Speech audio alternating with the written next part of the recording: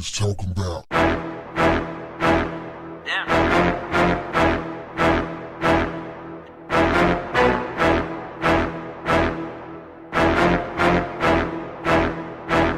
What's up, family? A CNN panel on Sunday's State of the Union quickly divided over Democratic Minnesota Representative Ilhan Omar and comments she made about 911 during a recent speech. During that speech, Omar had referenced the terror attacks as a backdrop to explain why she believed that Muslims were not afforded the same civil rights as other groups. But she noted the attack in vague terms, saying only, "Some people did something." Host Jack Tapper began the segment by referencing a video shared by Donald Trump, your president, that showed clips of Omar's speech spliced between clips of actual footage of the 911 attacks. Failed Democratic Florida gubernatorial candidate Andrew Gillum was the first to weigh in on the video, and he was careful to place all the blame squarely on Donald Trump's shoulders. "I find the president's comments to be deplorable and beneath the office of the presidency," Gillum began.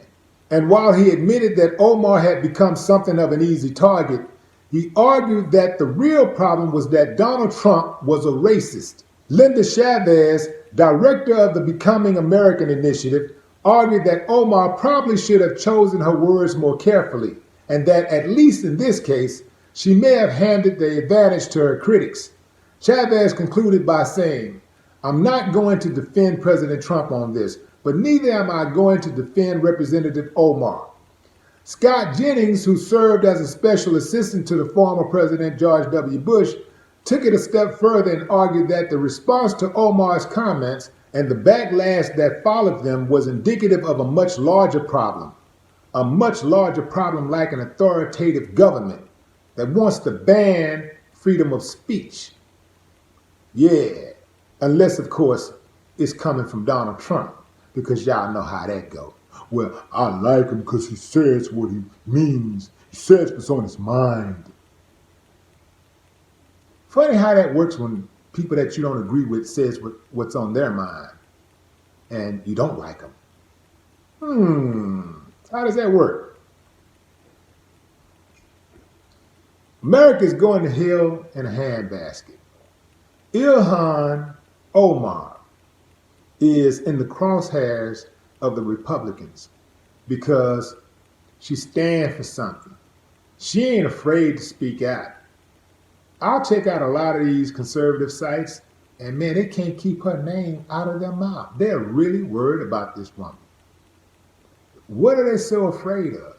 If you look at the terrorists in America, most of the terrorism that happened in America is perpetrated by white males. Like almost all of it. So where is the initiative? Where is the movement to scare the hell out of Americans by using the white males who terrorize America? Where is that movement? I'm looking for that movement. If y'all know where it is, let me know. I'd like to go to a meeting. I want to check it out. I want to perhaps lend my services, my resources, because I think that would be a good movement. I think if they really went in on white terrorists, I think America could possibly be that place that they speak so highly of in the Constitution. I think it might be possible. But they'd have to go all through law enforcement. They'd have to go through Congress. They'd have to shake up the judicial branch of government. All branches. They'd have to shake up everything. They'd have to go in and scrape. They'd have to scrub the judges, the probation officers, the parole officers, the COs, the wardens. And they'd have to get rid of everything. Somebody said to me that the system is working exactly like it's supposed to be. I tell you, it wasn't somebody. It was Audia Jones, the woman that's running for DA in Harris County. And I'm going to support her because I believe in what she stands for. one of the biggest divides they have is racism. And if you can keep people fighting and arguing about little or nothing things that they cannot control, then you can control them. People are so busy waking up every morning and going to sleep. Like, I hate him, I hate him, I hate him. You can't really focus on the people that's really doing you dirty, right? That's how I see it. So Trump, this dude, he got to go. He got to go. His whole administration has to go.